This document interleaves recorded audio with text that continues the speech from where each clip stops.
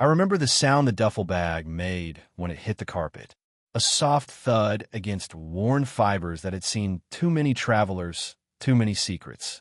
The room was smaller than I had expected, smaller than the pictures on the booking website had suggested, but then again, everything about that weekend would prove to be different from what I had imagined. The drive had been long. 4 hours of highway stretching between our college town and the coast. 4 hours of Wesley's playlist bleeding through the speakers while I watched the landscape shift from familiar to foreign through the passenger window. My legs were cramped, my shoulders tight from sitting in the same position for too long, but there was something else weighing on me as I stood in that hotel room doorway. Something I couldn't quite name, something that had been building during those 4 hours of stolen glances and careful conversation. Wesley moved past me into the room, his presence filling the small space in that effortless way he had. He was taller than me by a few inches, broader in the shoulders, with dark hair that always looked like he had just run his fingers through it, which he probably had. Wesley was the kind of person who moved through the world without overthinking every gesture, every word, every breath. I envied that about him.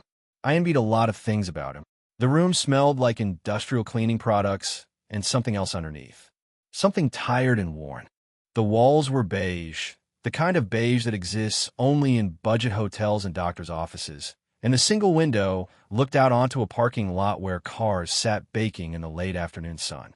The air conditioner hummed in the corner, a constant white noise that would become the soundtrack to everything that followed. I closed the door behind us, and the soft click of the latch felt strangely final. We were here. We had made it. The weekend stretched ahead of us, undefined and full of possibility, and I should have been excited. I should have been thinking about the beach tomorrow, about the bonfire our friends had planned, about the break from classes and papers, and the endless cycle of college life. Instead, I found myself focusing on the bed. It was a queen, which was larger than I had expected given the size of the room, covered in a comforter that had once been white but had faded to the color of old cream. The headboard was simple wood, scarred with the kind of small damages that accumulate over time. 2 nightstands flanked it, each holding a lamp with a shade that had seen better days. Everything about the room was functional, temporary, forgettable. Everything except for what was missing. I dropped my bag next to Wesley's and stretched, feeling my spine pop after the long drive. That was when I saw it, or rather, when I saw what wasn't there. In the center of the bed, positioned with the kind of careful symmetry that only housekeeping could achieve, lay a single pillow. One pillow, not two. One. I stared at it for a moment, my brain trying to process this small but significant detail. In all my years of staying in hotels, from family vacations to debate tournaments to the occasional weekend escape, I had never encountered a bed with only one pillow. It seemed impossible, like a glitch in the matrix of hospitality. A laugh bubbled up from somewhere deep in my chest, half nervous energy and half genuine amusement. I couldn't help myself. The absurdity of it, the perfect irony, struck me as both hilarious and terrifying. Here we were, 2 college guys who had managed to book a room together without really thinking about the implications, and the universe had decided to make things interesting. "Guess we're sharing," I said, my voice carrying a lightness I didn't entirely feel. Wesley looked up from where he had been examining the ancient television remote, his eyebrows raised in question. Then his gaze followed mine to the bed, to the solitary pillow resting there like some kind of statement, and his expression shifted. A grin spread across his face, slow and easy, the kind of smile that had gotten me into trouble more times than I care to count over the past 2 years of friendship. He shrugged, and there was something in that casual gesture that made my pulse quicken. "We'll figure it out," he said, and he didn't move toward the phone. He didn't suggest calling the front desk. He didn't offer to ask for another pillow or to complain about the oversight. He just stood there, looking at me with that grin, and suddenly the air in the room felt different. Charged, electric, dangerous. I had known Wesley for almost 2 years. We had met during orientation week, thrown together by the random cruelty of alphabetical dorm assignments. Kayla Morrison and Wesley Novak, destined to be neighbors by nothing more than the accident of our last names. What had started as convenience had grown into something deeper, something I was careful not to examine too closely. Wesley was everything I wasn't. Where I was cautious, he was bold.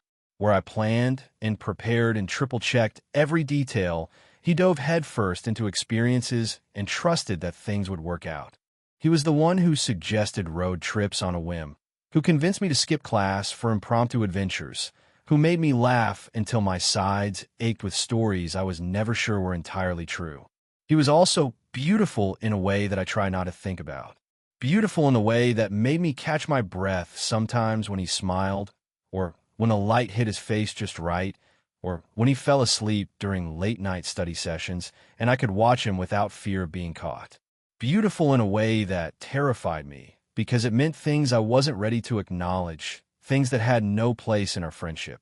But standing there in that hotel room, looking at that single pillow, those carefully buried feelings began to stir.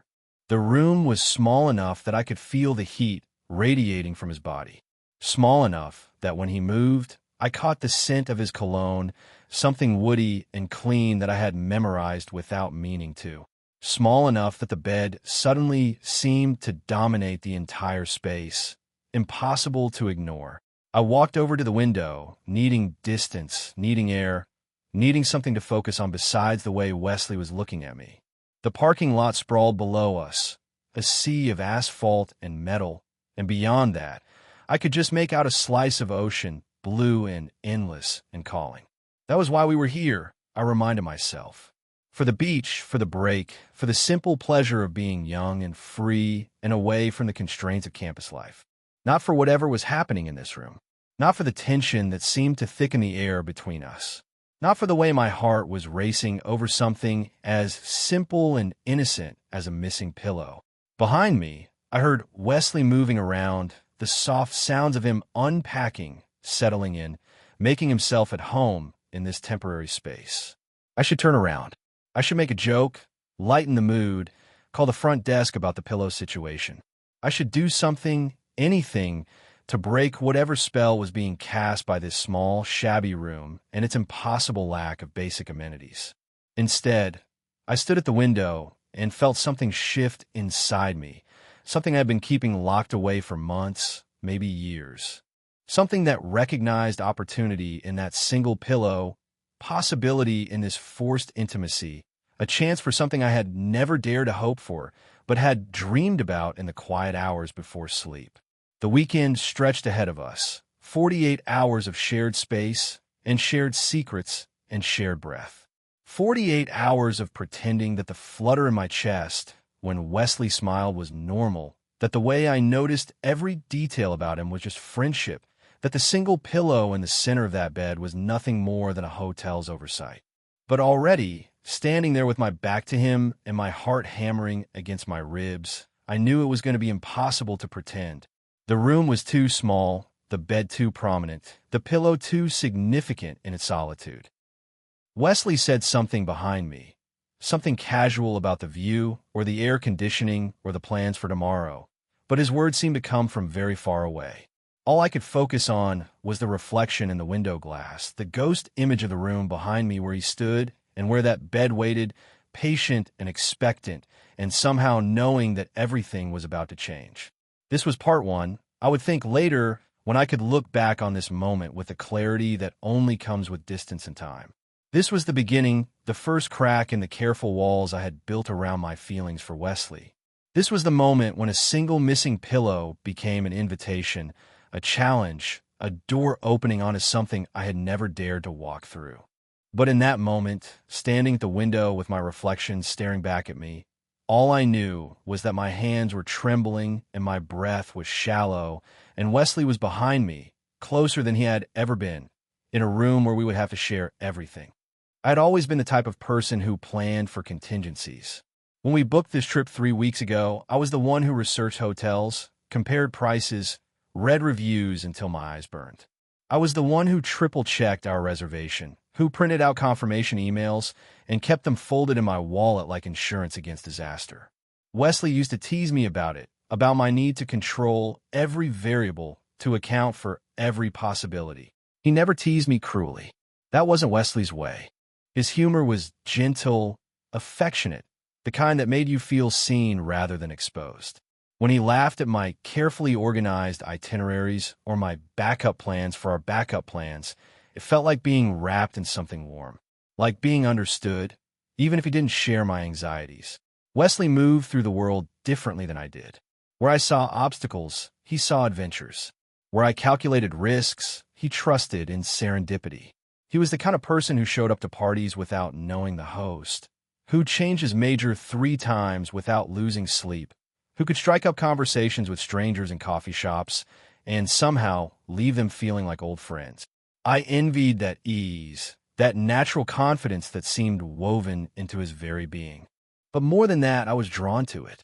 He made me feel braver than I was, more willing to step outside the careful boundaries I had constructed around my life. In his presence, I became a slightly different version of myself. A better version, I thought sometimes, though I was never sure if that was true or just wishful thinking. We had been friends since that first awkward week of college, when the dorms felt like foreign territory and everyone seemed to know some secret about adulthood that I hadn't learned yet.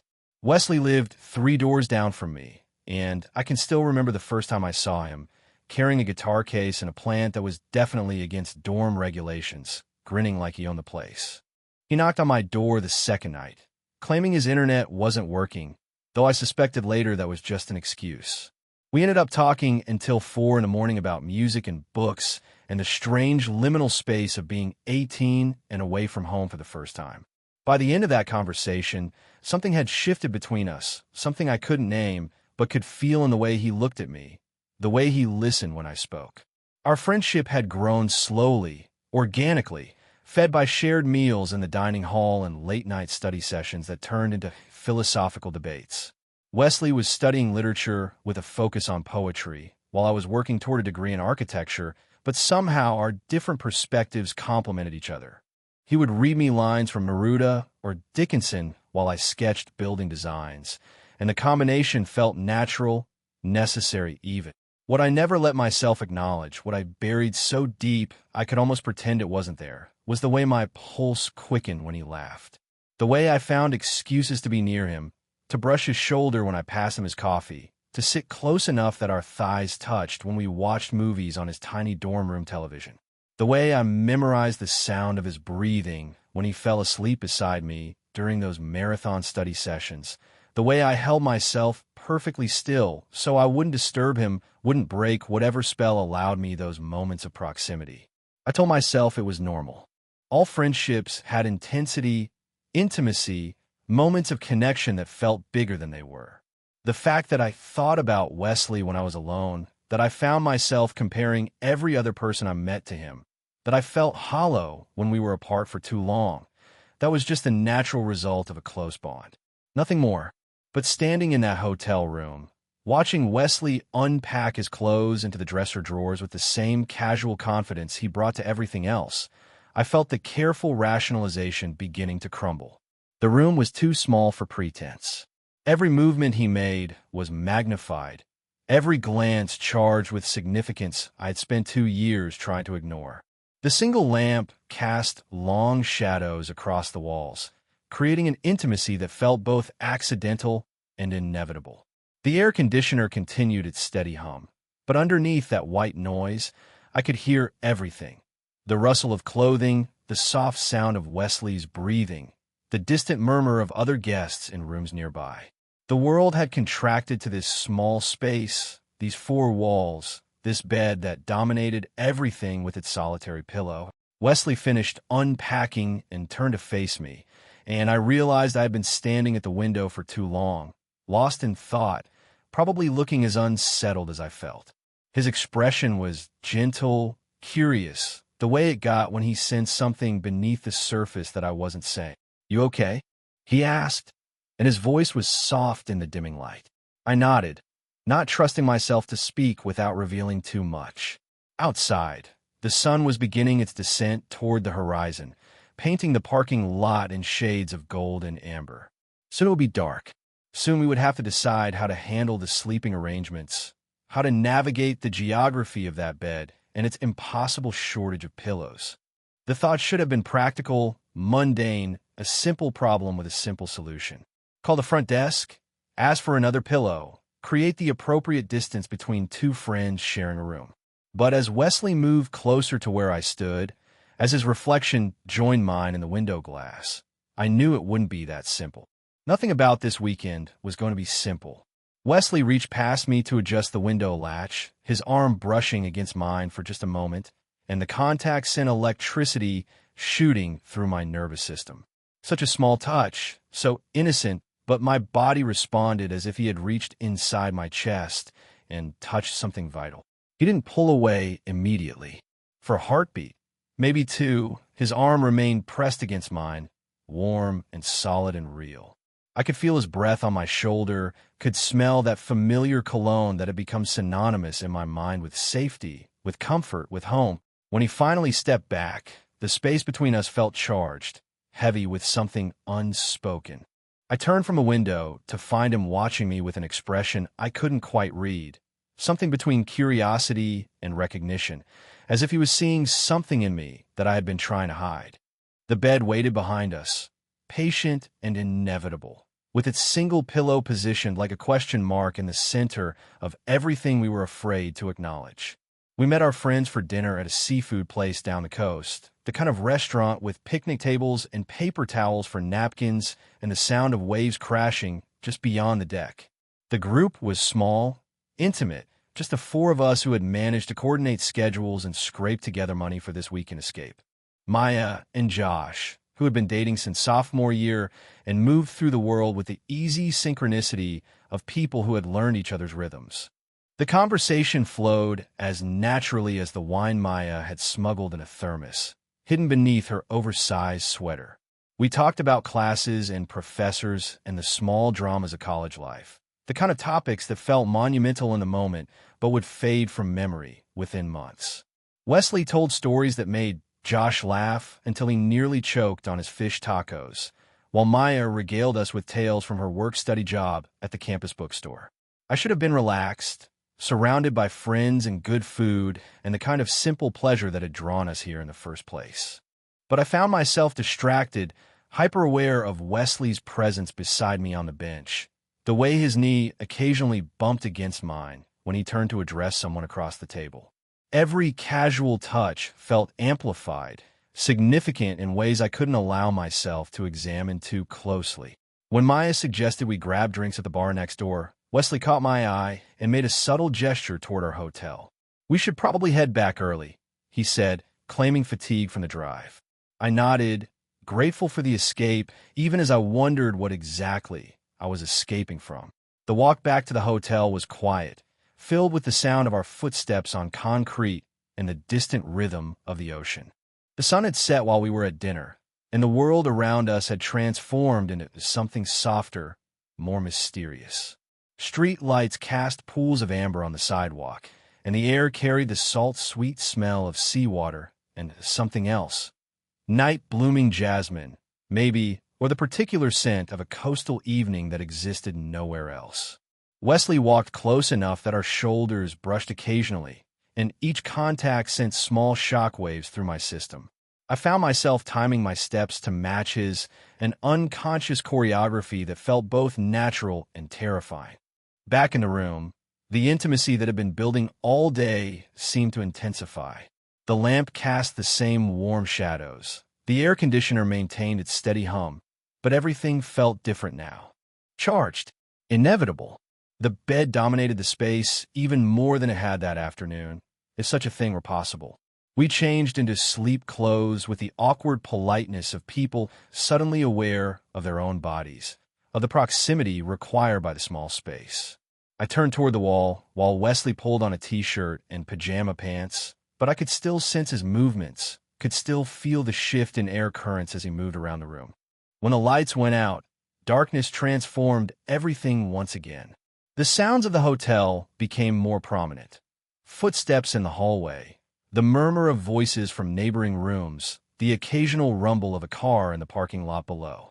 But louder than any of that was the sound of our breathing, careful and controlled, as we lay stiffly on opposite sides of the bed. The pillow rested between us like a demilitarized zone, a buffer that felt both necessary and absurd. I could feel Wesley's presence beside me, the warmth radiating from his body, the way the mattress dipped slightly under his weight. Every time he shifted position, I held my breath, hyper-aware of the geography of this shared space. Minutes passed, maybe hours.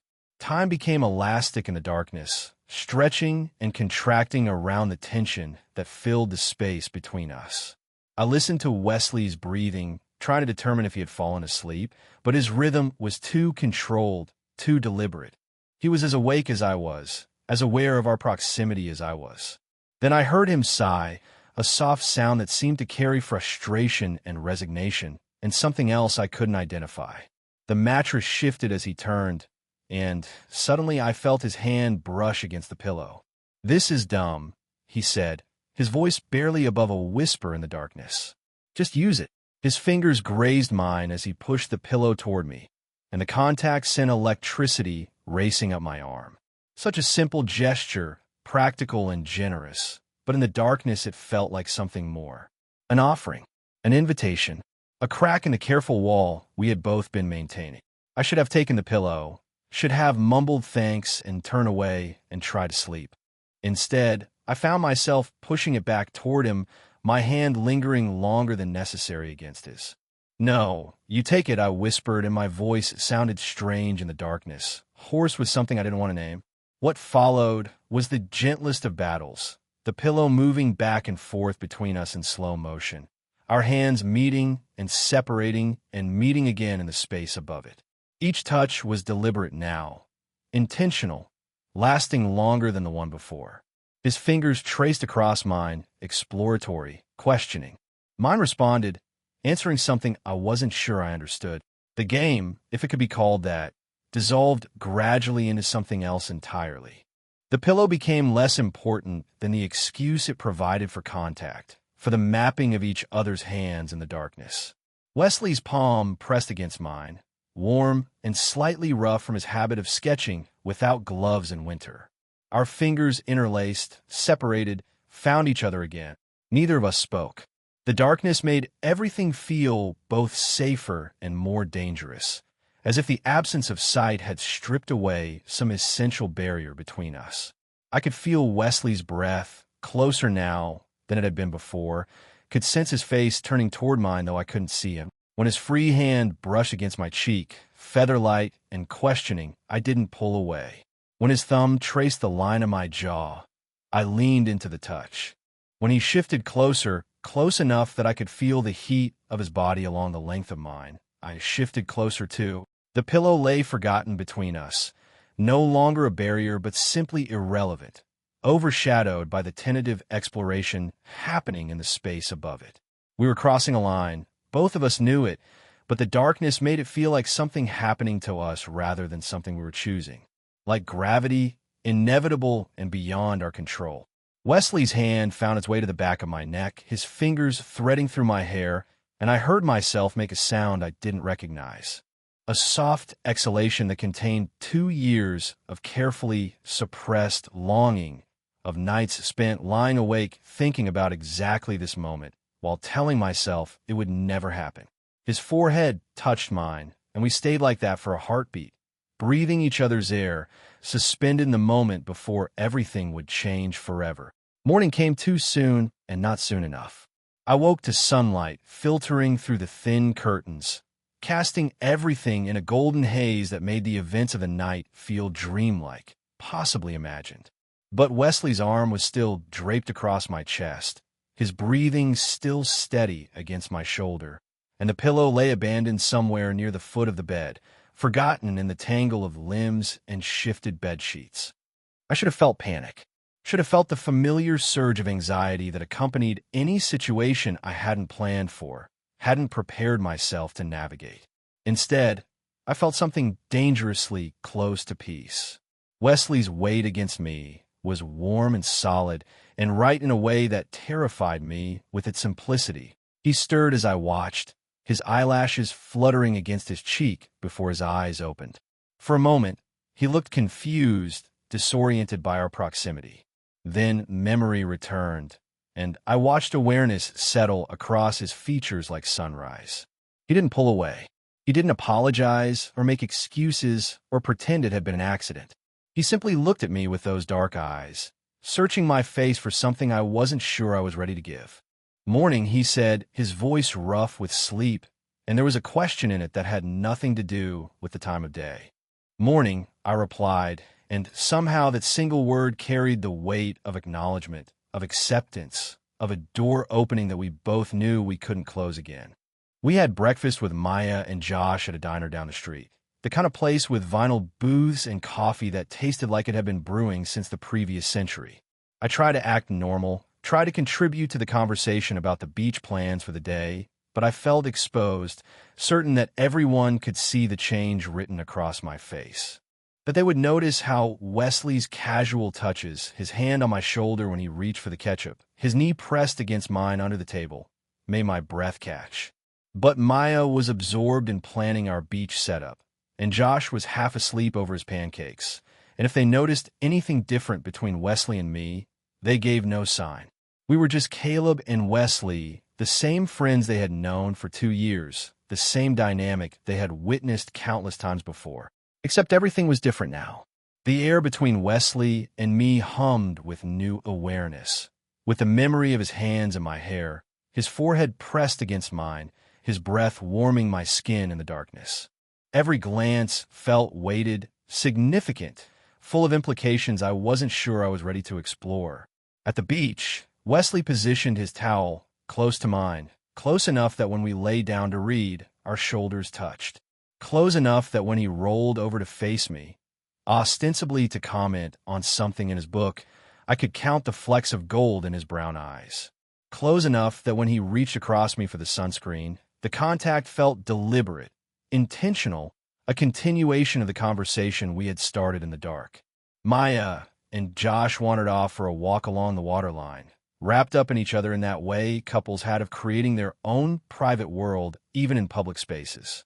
Wesley and I were alone with the sound of waves and the cry of seagulls and the distant laughter of other beachgoers who seemed to exist in a different reality from the one we were creating. He leaned closer under the pretense of sharing shade from my umbrella, and his voice was low, meant only for me. About last night, he said, and my heart hammered against my ribs. I waited, afraid to breathe, afraid to move, afraid that any response from me might shatter whatever fragile thing was forming between us. I don't want you to think it was just... He paused, searching for words, just the situation. The room, the pillow, being away from campus. I don't want you to think it didn't mean anything. The relief that flooded through me was so intense, it was almost painful. I had spent the morning building walls around the night before, telling myself it had been circumstantial, a product of proximity and darkness and the strange intimacy of travel. That in the clear light of day, with our normal lives waiting just hours away, it would fade into something manageable, forgettable. But Wesley was looking at me with an expression so open, so vulnerable, that all my careful rationalization crumbled. This wasn't circumstance. This wasn't accident. This was choice, conscious and deliberate, and terrifying in its implications. I reached for his hand where it lay on the sand between us, my fingers finding his and holding tight. "It means something to me too," I said, and the words felt like jumping off a cliff, like free fall, like the most honest thing I had ever spoken. His smile was soft, relieved, beautiful in a way that made my chest ache. He turned his hand palm up, threading our fingers together, and we lay there in the sand with our hands clasped between us like teenagers, like people discovering touch for the first time. That evening, back in the hotel room, the awkwardness was gone. Wesley sat on the bed while I showered, and when I emerged with a towel around my waist, he looked up from his book without embarrassment, without the careful avoidance that had characterized our friendship until now. His gaze was frank, appreciative, unashamed. When he disappeared into the bathroom for his turn, I sat on the bed and tried to process what was happening to us, to me, to everything I thought I knew about myself. The pillow lay against the headboard where I had placed it that morning, no longer a symbol of scarcity, but of possibility, of the space we were learning to share. Wesley emerged from the shower with damp hair and sleep clothes, and he moved around the room with the same casual confidence he had always possessed, but now it felt different. Now it felt like it was for me, this unconscious grace, this easy comfort in his own skin. When he climbed into bed beside me, there was no hesitation, no negotiation about sides or space or the logistics of sharing. He simply settled next to me, close enough that I could feel his warmth, and reach for the pillow. But instead of keeping it for himself or offering it to me, he positioned it behind both our heads, creating a shared space that required us to lie close, to breathe the same air, to exist in each other's orbit.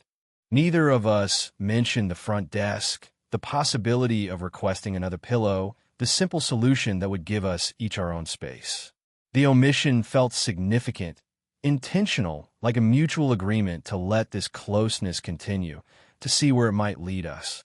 In the darkness, Wesley's hand found mine again, and this time there was no pretense of accident, no excuse of the pillow game. Just his fingers intertwining with mine, steady and sure and warm against my palm. The second night arrived with the weight of inevitability, like a tide that had been pulling at us since the moment we first saw that solitary pillow. We had spent the day constructing a careful normalcy around Maya and Josh, playing our familiar roles while something electric hummed beneath the surface of every interaction. But now, back in the quiet sanctuary of our room, pretense felt not only unnecessary but impossible. Wesley sat on the edge of the bed, pulling off his sand-crusted t-shirt, and I found myself watching the movement of his shoulders, the way the lamplight played across his skin.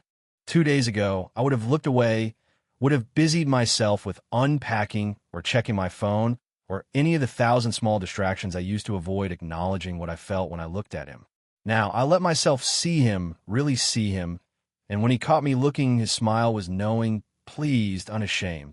The bathroom felt smaller that night as we took turns brushing our teeth, the space charged with new awareness. Our reflections caught each other's eyes in a mirror, and Wesley's hand brushed mine as he reached for his toothbrush. Such ordinary moments, the mundane rituals of preparing for sleep, but they felt transformed, weighted with significance and possibility. When we finally settled in a bed, the darkness seemed less like a cover and more like an invitation. We lay facing each other this time, close enough that I could feel Wesley's breath on my face, could see the outline of his features in the dim light filtering through the curtains. The pillow rested between us, but it no longer felt like a barrier. It felt like a bridge, a shared territory we had claimed together. For a while, we simply looked at each other, both of us seeming to understand that we were standing at the edge of something we couldn't take back. The weekend was half over. Tomorrow we would pack our bags, drive back to campus, return to our separate dorm rooms and the rhythms of our normal lives. But first, there was this moment, this choice, this opportunity to speak truths that had been building between us for longer than either of us wanted to admit. You only brought one pillow on purpose, didn't you? The words escaped before I could stop them, before I could calculate the risk of asking, before I could retreat into the safety of plausible deniability. Wesley was quiet for so long that I began to regret the question, began to construct apologies and explanations that might soften the weight of what I had asked. But then in the darkness, I heard him take a breath that sounded like a decision being made. Yeah, he said, his voice barely above a whisper. I did. The confession hit me harder than I had expected. Not because I was surprised, but because hearing it made everything real in a way that speculation never could. This hadn't been circumstance or accident or the random cruelty of hotel housekeeping. This had been intention, planning, hope disguised as casual oversight. Why? I asked, though I wasn't sure I was ready for the answer. Wesley shifted closer, close enough that our knees touched beneath the sheets. Because I've been thinking about this for months, he said. About you. About us. About what it would be like to stop pretending I don't feel what I feel when I'm around you.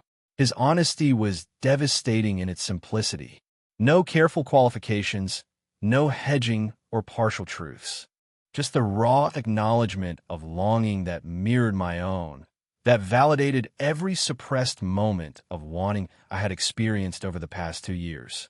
I've been thinking about it too, I admitted, and saying the words aloud felt like shedding some essential weight I had been carrying.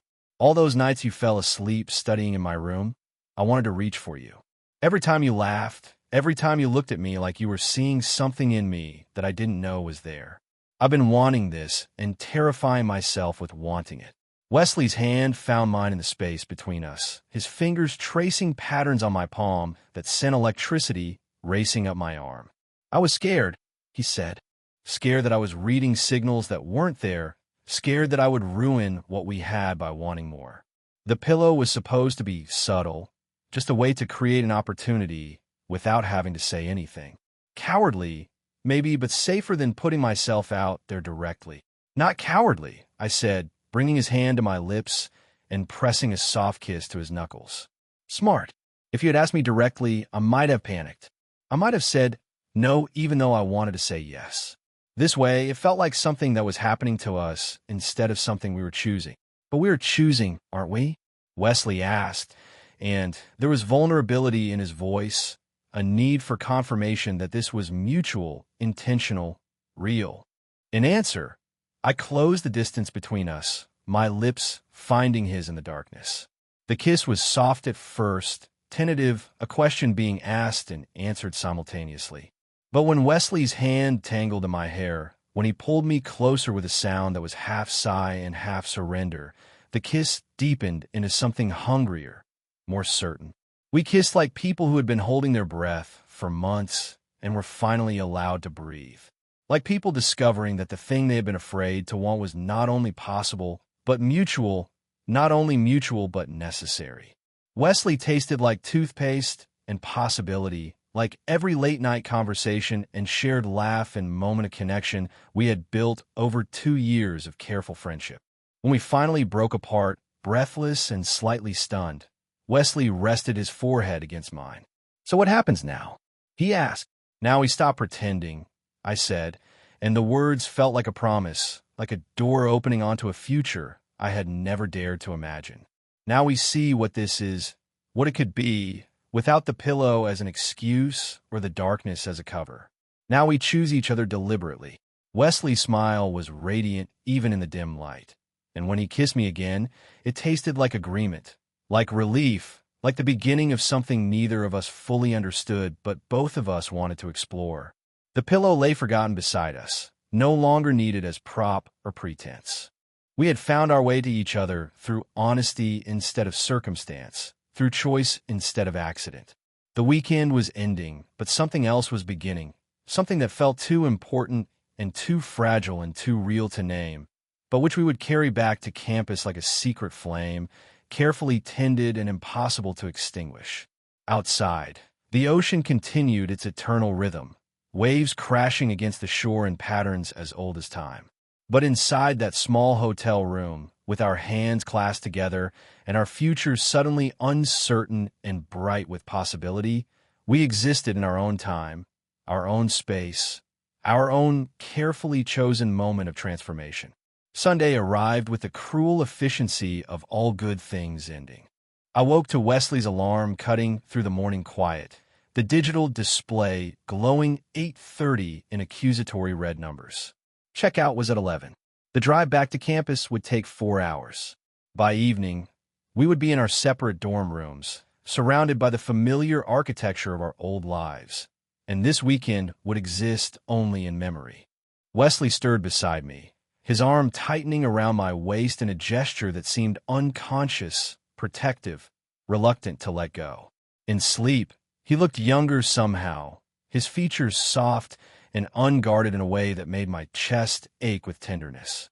I wanted to memorize this moment, to etch every detail into my consciousness. The weight of his arm across my body, the sound of his breathing, the way the morning light caught the stubble along his jawline. But reality pressed against the edges of our small sanctuary, insistent and unavoidable. We had to get up. We had to pack. We had to return to a world where what had happened between us would need to be defined, categorized, given shape and boundaries in a name. Wesley's eyes opened, and I watched awareness return to them, watched him remember where we were and what we had become over these 2 short days. His first instinct was to pull me closer, to press his face against my neck and breathe me in like he was trying to memorize my scent. But then he lifted his head and looked at me with an expression that held all the same questions I was carrying. What happens when we go back? The words hung between us unspoken, but we both felt their weight. We packed in relative silence, the easy intimacy of the past day giving way to something more tentative, more uncertain. Every item I folded and placed in my duffel bag felt like a step away from this version of ourselves, this possibility we had discovered in the space between those four walls. Wesley moved around the room with uncharacteristic carefulness, as if he too sensed the fragility of what we were carrying back into the world. Maya knocked on our door at 10:30, bright and cheerful and ready to load up the car. If she noticed anything different about Wesley and me, she gave no sign, chattering instead about the beach photos on her phone and the seafood restaurant we should definitely return to next time. Next time, the phrase felt both hopeful and impossible, a future tense that required us to figure out what we were to each other before we could plan what we might become. The drive back was torture. For hours in the back seat of Maya's car, Wesley beside me, but somehow unreachable, both of us hyper-aware of every casual touch, every moment when our legs pressed together around curves or our shoulders bumped over rough patches of highway. Maya and Josh maintained their usual front seat banter, oblivious to the tension radiating from the back, but I felt like I was sitting next to a live wire, every nerve ending alert to Wesley's proximity. Twice, his hand brushed mine when we both reached for the water bottle we were sharing. Both times, the contact sent familiar electricity racing through my system. But now it felt complicated by uncertainty, by the question of what such touches meant outside the context of that hotel room. We stopped for lunch at a roadside diner, one of those anonymous places that existed solely to feed travelers and truckers, and I watched Wesley across the booth, try to read his expression. He was quieter than usual, more thoughtful, his responses to Maya's questions slightly delayed, as if part of his attention was focused elsewhere. When our eyes met over our sandwiches, there was heat there, recognition, the memory of last night's kisses. But there was also something else, the dawning realization that we had opened a door we couldn't close, that we had fundamentally altered the balance between us without knowing what would replace it. The final hour of the drive felt endless. The familiar landmarks of our college town began to appear. The gas station where we usually stopped for energy drinks, the fast food places that had sustained us through late-night study sessions, the tree-lined streets that led to campus. Home, but not home. Familiar, but somehow strange now that everything between Wesley and me had changed. Maya dropped us off at the dorm circle just as the sun was beginning to set, casting long shadows across the quad. Wesley shouldered his duffel bag and looked at me with an expression I couldn't quite decipher. For a moment, I thought he might kiss me goodbye, right there in the middle of campus where anyone could see. Instead, he reached out and squeezed my hand, brief but meaningful, a silent promise that this conversation wasn't over. "I'll see you later," he said, and those four simple words carried the weight of every question we hadn't answered, every fear we hadn't voiced, every hope we didn't dare speak aloud. Later. When? How? In what capacity? As friends pretending nothing had changed, or as something new and undefined and terrifying in its potential.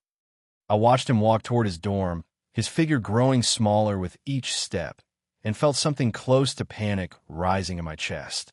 In that hotel room, surrounded by lamplight and the sound of the ocean, everything had felt possible.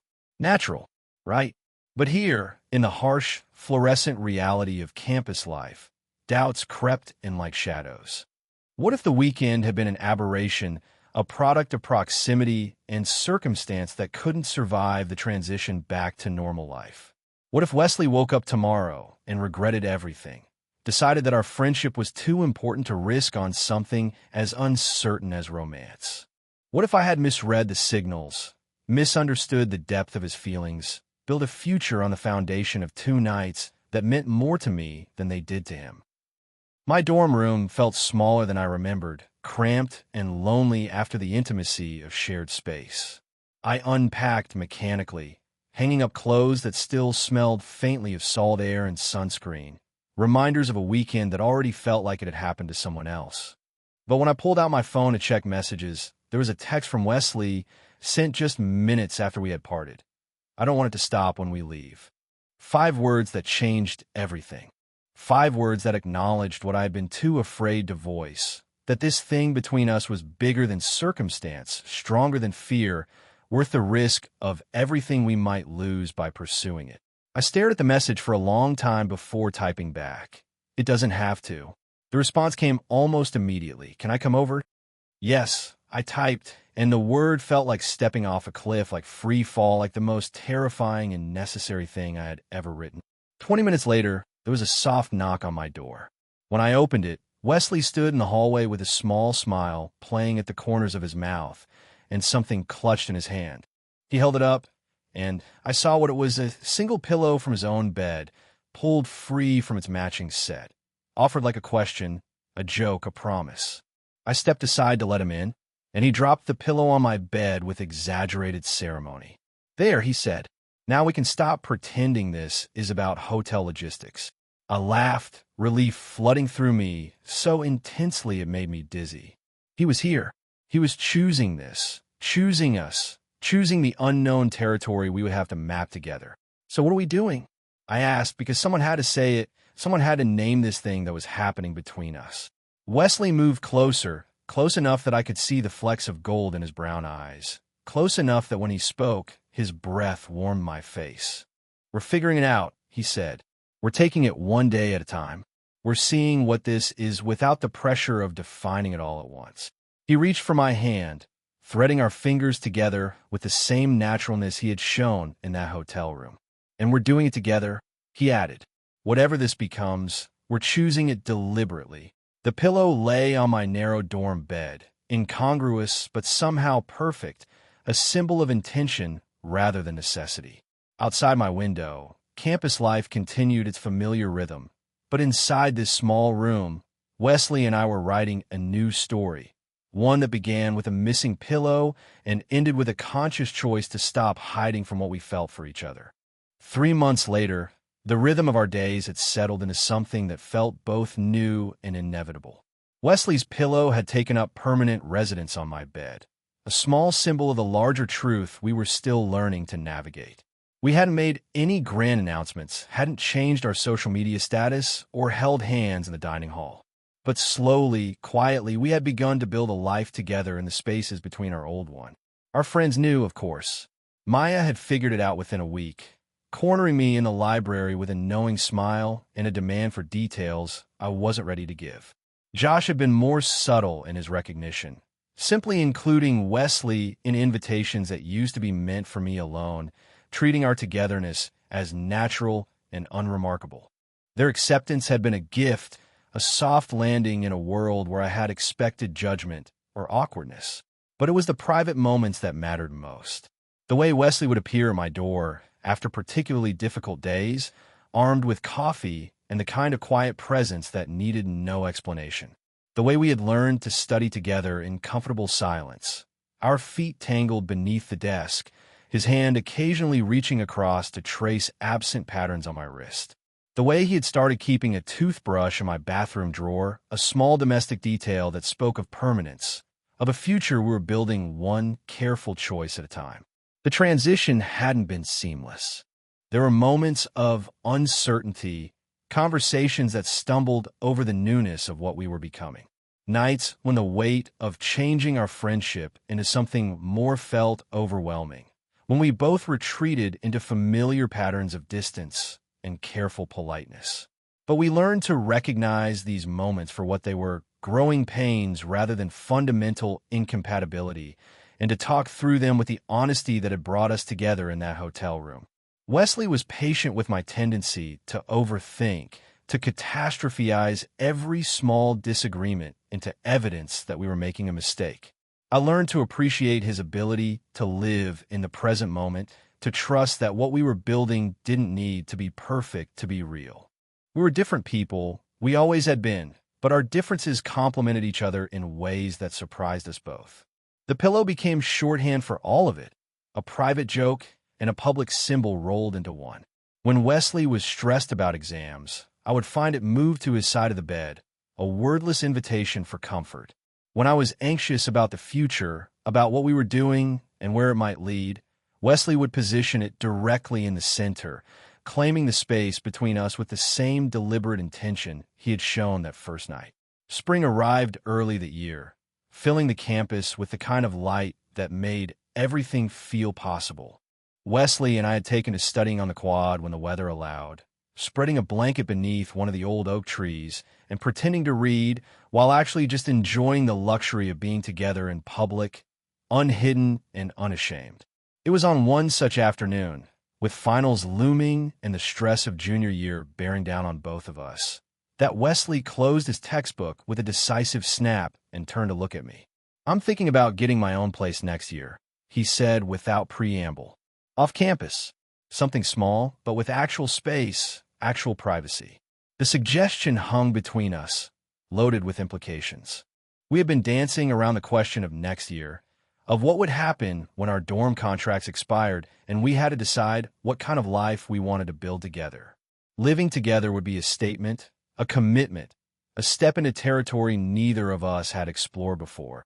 "I like that," I said, and the words felt like jumping off a cliff again, like that first night when I had admitted I wanted this too. "I like that a lot." Wesley's smile was radiant, transforming his entire face in the way that had made me fall for him in the first place. "We could get a place with a real bedroom," he said, his voice taking on the excited quality it got when he was planning something he cared about. "With space for both our desks, maybe a couch that doesn't fold out into a bed. And we could have proper pillows. As many as we want." I laughed, the sound carrying across the quad and drawing glances from other students. "As many as we want," I agreed. "But I think I'd still want to share one sometimes." Wesley leaned closer, close enough to kiss me if he wanted to, though we both knew he wouldn't, not here in the middle of campus. "Always," he said, his voice low and warm and full of promise. "We'll always share one when it matters." That evening, back in my dorm room, Wesley collapsed onto the bed with the theatrical exhaustion that had become his signature after particularly long days. I watched him from my desk chair, taking in the familiar sight of him making himself at home in my space, and felt something settle deep in my chest. Contentment, maybe, or simply the quiet satisfaction of having found something worth keeping. Wesley reached into his backpack and pulled out his pillow, the same one he had brought to my room 3 months ago, now bearing the comfortable wear of nightly use. But instead of placing it in its usual position, he held it up and grinned at me with the mischievous expression that still made my heart skip. "Remember when you thought this was about hotel logistics?" he asked, tossing the pillow into the air and catching it with practiced ease. I abandoned my textbook and moved to sit beside him on the bed. "I remember thinking a lot of things that turned out to be wrong," I said. "I remember being scared that wanting you would ruin everything." "And now?" Wesley asked, settling the pillow behind both our heads and pulling me close with the naturalness of established intimacy. "Now I think not wanting you would have been the real tragedy," I replied, and kissed him with the confidence of someone who no longer had to hide what they felt. We lay there as darkness fell outside my window, our textbooks forgotten on the floor, our future spreading out before us like an unmapped country full of possibility. The pillow supported both our heads, soft and familiar and deliberately shared, holding the weight of everything we had discovered about ourselves and each other in that small hotel room by the sea. 3 months ago, I had thought that pillow represented scarcity, an oversight that had forced us into uncomfortable proximity. Now I understood it for what it had always been, abundance. The abundance of trust, of intimacy, of two people brave enough to stop pretending they didn't want to share everything, including the space where they rested their heads and dreams. Outside, campus life continued its eternal rhythm of students and classes and the endless cycle of academic years. But inside this small room, Wesley and I existed in our own time, our own carefully chosen moment that had stretched from one weekend into a lifetime, one pillow into infinity.